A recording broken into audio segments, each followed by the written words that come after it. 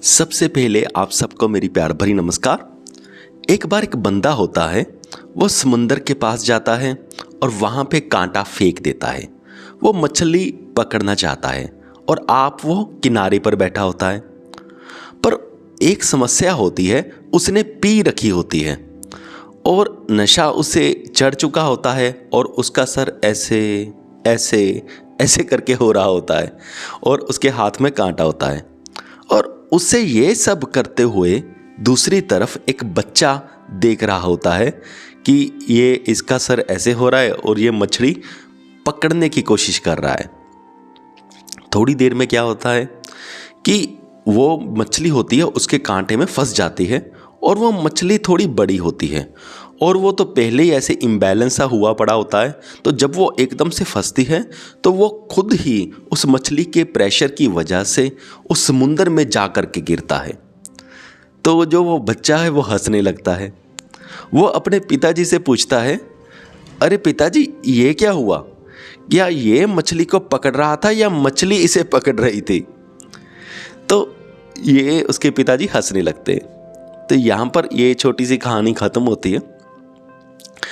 हमारे real life में भी ऐसा ही होता है। जब हम पैसे के पीछे, पावर के पीछे या प्रेस्टीज के पीछे जब हम देखते हैं, हमें वो बड़ी अट्रैक्टिव लगती है, हम उसके पीछे भागते हैं और उन्हें जब पकड़ने की कोशिश करते हैं तो एक्चुअल में ये नहीं होता है कि हम उसे पकड़ लेते हैं।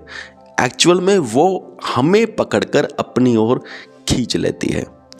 यानी कि हमें तो वो सारी चीज़ें चाहिए थी ताकि हम यूज़ करें, पर वो सारी चीज़ें, पावर, प्रेस्टीज, मनी, वो हमें यूज़ करने लग जाती हैं।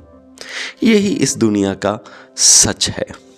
इसी की वजह से सारे मिसप्लेस्ड हो चुके हैं।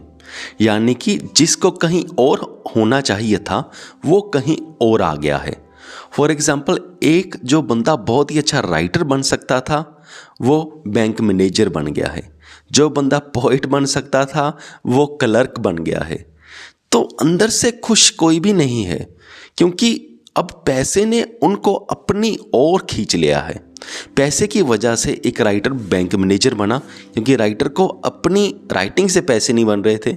दूसरी ओर जो पोइट था उसकी कविताएं नहीं बिक रही थी और उसी पोइट को पैसे के पीछे एक क्लर्क बनना पड़ा, वो किसी स्कूल में। तो ऐसे ही सारी गड़बड़ हो रखी है। पैसे ने हमको पकड़ लिया है और हमारी जो खुशी है वो छीन सी गई है। मुझे पूरी उम्मीद है कि आप सबको मेरा पॉइंट समझ में आ गया होगा। अगर आप भी कुछ पूछना चाहते हो तो कमेंट करके आप ज़रूर पूछ सकते हो। इस वीडियो को यहाँ तक देखने के लिए आपका बहुत बहुत धन्यवाद।